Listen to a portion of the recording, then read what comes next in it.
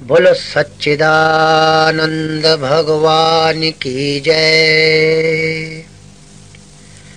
आदरणीय वंदनीय पूजनीय गुरुजन और जनता जनार्दन के रूप में आई हुई पुण्य आत्माओं, आज हम गुरु गीता को आधार बनाकर आज के सत्संग का आनंद लेंगे। गुरु गीता में भगवान शिव सीधा ही ब्रह्म तत्व पर विचार करते हुए जीवों के कल्याण की बात करते हैं। हम सभी गुरुओं को नमस्कार करते हैं और सभी गुरुओं की पादुकाओं को, उनके ज्ञान, वचन और वाणी को नमस्कार करते हैं। हम आचार्यों को व सिद्ध विद्या के स्वामी सिद्धों को बार बार नमस्कार करते हैं। गुरु गीता, जिसमें गुरु की महिमा का वर्णन किया गया है। गुरु गीता में कुल 181 के लगभग श्लोक हैं, जिसमें एक एक श्लोक में ब्रह्म ज्ञान, आत्मज्ञान और संपूर्ण वेदांत दर्शन छिपा हुआ है।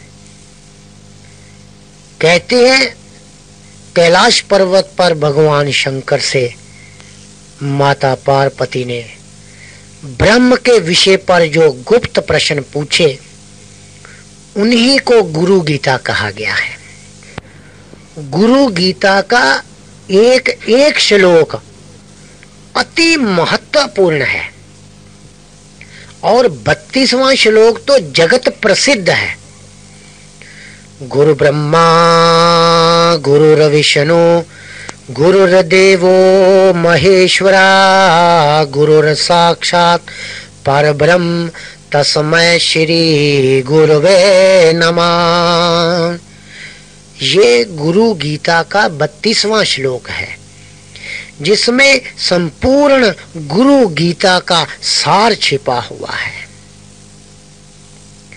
गुरु गीता में गुरु की महिमा का बड़े सुंदर शब्दों में भगवान शिव मंत्र उच्चारण के साथ वर्णन करते हैं। वास्तव में गुरु गीता में भगवान शिव ब्रह्म ज्ञान का सीधा ही वर्णन करते हैं।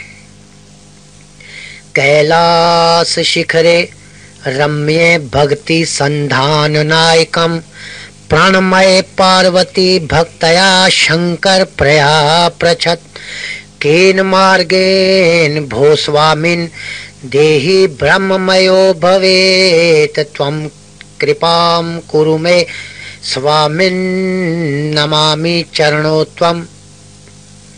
कहते हैं एक बार कैलाश पर्वत पर माता पार्वती भगवान शंकर के साथ बैठी हुई थी कि अचानक माता पार्वती ने भगवान शंकर से कहा कि हे प्रभु, ये जीव संसार में बहुत लंबी यात्रा करता हुआ आता है। सबसे पहले ये जब ब्रह्म से बिछुड़ता है तो अनेकों मंजिलों को तय करता हुआ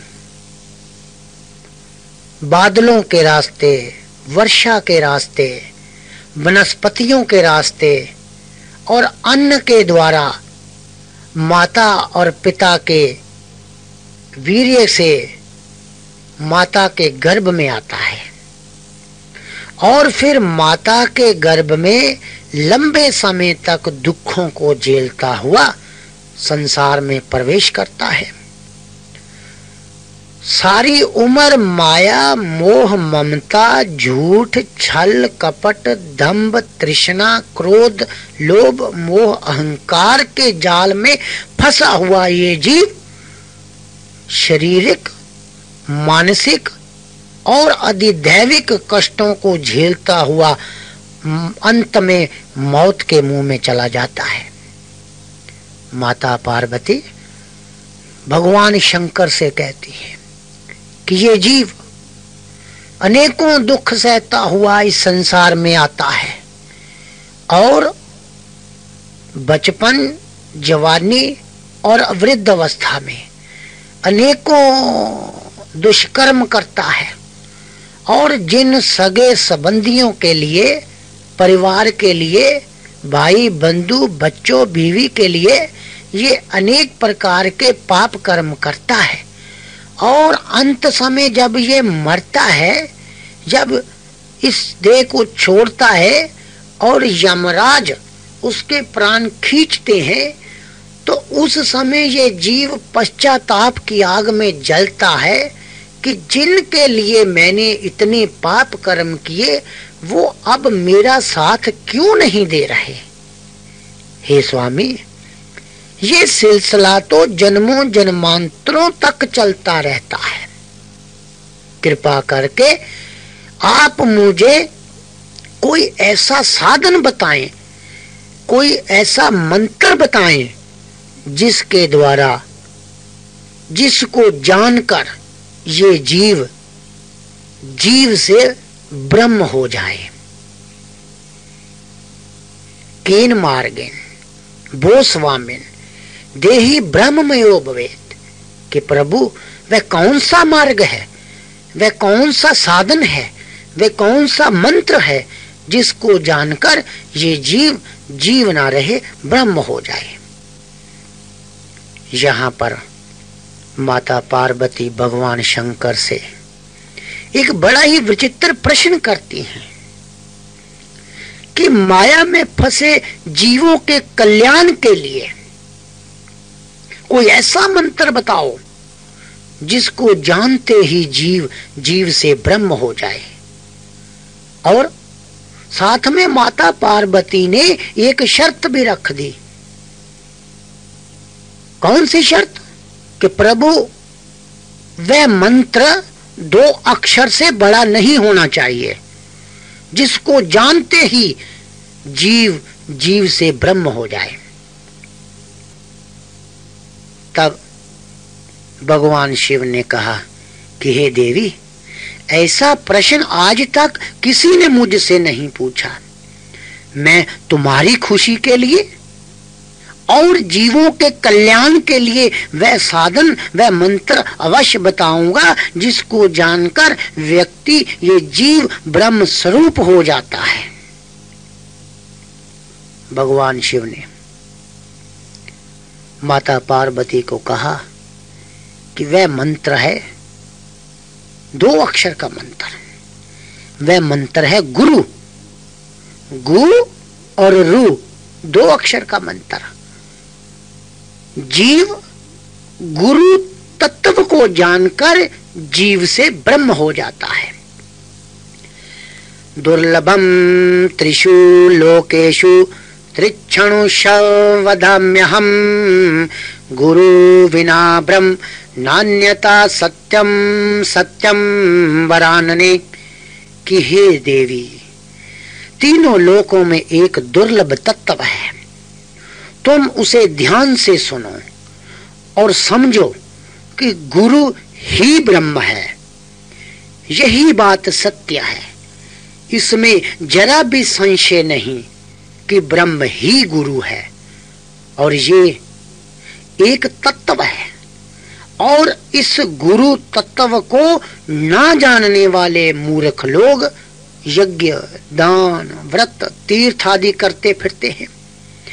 हे देवी, ज्ञान स्वरूप आत्मा ही गुरु है। वेद शास्त्र पुराणी इतिहासादिकानि च मंत्र यंत्रादि विद्याच स्मृति उच्चाटनादिकम। कि हे पार्वती, वेद शास्त्र पुराण और इतिहास और मंत्र यंत्र आदि विद्या और कई तरह के मतों के ग्रंथ मूढ़ बुद्धि वाले लोगों को भ्रम में डाल देते हैं, उनको भटकाते हैं। क्यों? क्योंकि सभी लोग और कई तरह के शास्त्र गुरु जो एक तत्व है उसको नहीं समझते। परंतु हे देवी, ये शरीरधारी गुरु ज्ञान स्वरूप आत्मा, चैतन्य स्वरूप आत्मा जो गुरु तत्व है, जब उसका बोध करवा देते हैं तो वही आदमी सच्चा गुरु कहलाता है। इसलिए हे देवी, ज्ञान स्वरूप आत्मा ही गुरु है और वही ब्रह्म है, और उसी तत्व को जानकर जीव जीव से ब्रह्म हो जाता है। इसमें जरा भी संशय नहीं है कि आत्मा ही गुरु है, और इस आत्मा रूपी गुरु की प्राप्ति का यत्न करना चाहिए।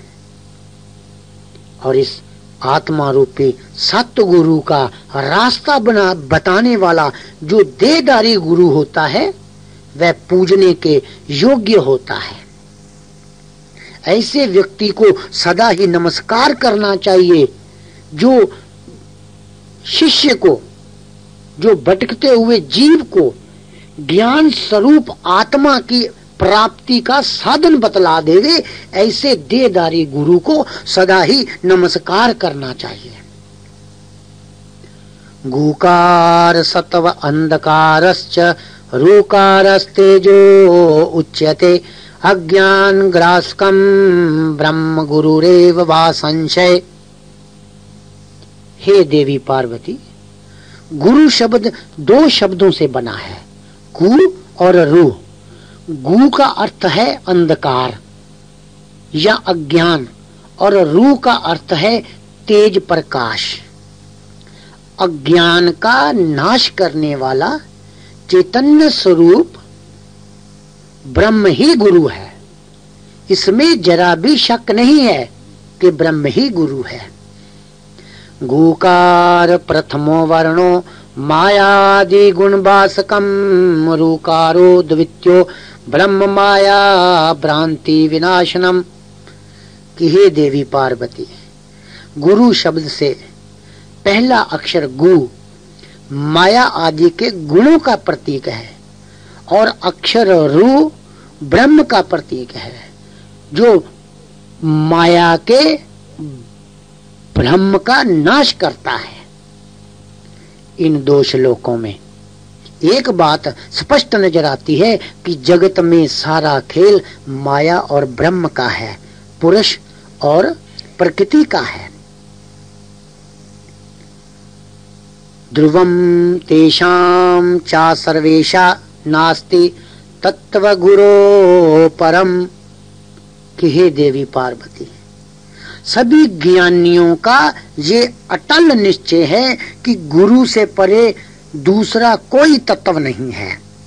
गुरु ही परम तत्व है, अर्थात परम तत्व ही गुरु है, और इसी तत्व को जानकर देहधारी जीव ब्रह्ममयी हो जाते हैं। इस संसार का और व्यक्ति के शरीर के निर्माण में माया और ब्रह्म का सहयोग है, अर्थात प्रकृति और पुरुष के संयोग से ही सब कुछ दृश्यमान हो रहा है। ज्ञानियों का और शास्त्रों का कथन है कि प्रकृति के 24 तत्व, 5 कर्मेंद्रियां, 5 ज्ञानेंद्रियां, 5 तन्मात्राएं, 5 महाभूत और चतुष्टय अंतःकरण मन बुद्धि चित्त अहंकार, ये 24 तत्व मिलकर प्रकृति कहलाती है, माया कहलाती है। और ये सभी तत्व जड़ माने गए हैं, और इनको 24 तत्वों को क्रियाशील करने के लिए एक 25वां तत्व है जिसे ब्रह्म कहते हैं, जो चैतन्य है। वह जब इनमें प्रवेश करता है तो सभी तत्व कार्य आरंभ कर देते हैं। हे देवी पार्वती, वह 25वां तत्व ब्रह्म ही गुरु है, और उस तत्व को जानकर जीव जीव से ब्रह्म हो जाता है, और उस परम तत्व को कई शास्त्रों में पुरुष कहा है, कई शास्त्रों में चैतन्य कहा है, और वेदांतियों ने उसे ब्रह्म कहा है। और उसी तत्व को भगवान शिव गुरु कहकर संबोधित करते हैं। श्री गुरु परमात्मा देवता हंसाभ्याम परिवर्त पत्र कमल दिव्यार जगत कारण कि हे देवी, गुरु ही परमात्मा है, अर्थात आत्मा ही गुरु है। और इस दिखाई देने वाले सारे जगत के कारण स्वरूप दो दिव्य कमल सोहम, अर्थात पुरुष और प्रकृति के दो पत्रों से जगत की रचना के लिए अनेक शरीरों में अपनी ही इच्छा से स्वच्छंद रूप से जो निवास करता है, वह परम शिव पद से स्वयं ही प्रकाशित है और दीपक की ज्योति की अंगुष्ठ परमान शिखा जैसा है, निरंजन है, साक्षात अक्षर शरीर है, शब्दातीत है, नाम रहित होने पर भी सर्वनाम वाला है। वह तत्व व्यापक है, विभु है, नित्य है, आनंद स्वरूप है और सदा ही मुक्त है। और वही तत्व गुरु है और ऐसे गुरु का सदा ही ध्यान करना चाहिए। और ऐसे गुरु का ध्यान करते करते जीव स्वयं वही हो जाता है। ब्रह्म स्वरूप गुरु का ध्यान करते करते जीव भी ब्रह्म स्वरूप ही हो जाता है। हे देवी पार्वती, ये गुरु तत्व जो चैतन्य है, जो पुरुष है, जिसको जानकर शरीरधारी जीव ब्रह्ममय हो जाते हैं। और सभी ज्ञानियों का और शास्त्रों का मत है कि निर्गुण निराकार चैतन्य स्वरूप आत्मा ही गुरु है। वास्तव में ये सृष्टि बहुत विस्तृत है, हम इस सृष्टि को बाहर से नहीं जान सकते। और सृष्टि का एक छोटा सा नमूना ये व्यक्ति की देह है। और इस शरीर के अंदर, व्यक्ति की देह के अंदर संपूर्ण सृष्टि के 14 लोक समाये हुए हैं। और इस सृष्टि रूपी व्यष्टि में जो चैतन्य है वह ब्रह्म तत्व है और वही गुरु है, जिसको जानकर जीव जीव से ब्रह्म हो जाता है। प्रत्येक प्राणी जब इस संसार में उत्पन्न होता है तो स्वयं को देह मानकर जीता है। गुरु गीता कहती है कि जब जीव देह के तल से ऊपर उठेगा, मन के तल से ऊपर जाएगा, बुद्धि के तल से ऊपर जाएगा, तो स्वयं को चैतन्य स्वरूप जानेगा। और उस चैतन्यता को जानकर जीव ब्रह्म स्वरूप हो जाता है। भगवान शिव कहते हैं कि हे पार्वती, गु शब्द गुणातीत का प्रतीक है और रू शब्द रूपातीत का प्रतीक है। अर्थात वह तत्व या वह शक्ति जो माया आदि के गुणों से परे है और निराकार है, जिसका कोई रूप नहीं है। और वह तत्व ही गुरु है। और उसी तत्व को जानकर जीव जीव से ब्रह्म हो जाता है। यत सत्येन जगत सत्यम यत प्रकाशेन भांति तत् यदानंदेन नदन्ति तस्मै श्री गुरुवे नमः। कि हे देवी, जिसके अस्तित्व के कारण इस जगत का अस्तित्व है, अर्थात जो इस जगत का अधिष्ठान है, ऐसे गुरु को सदा ही नमस्कार है। अर्थात वह तत्व जिसके कारण जगत का अस्तित्व बना हुआ है, जिसके कारण इस देह का अस्तित्व बना हुआ है, उस तत्व रूपी गुरु को सदा ही नमस्कार करना चाहिए। और जिनके प्रकाश से ये जगत प्रकाशित होता है, ऐसे तत्व स्वरूप गुरु को सदा ही नमस्कार है।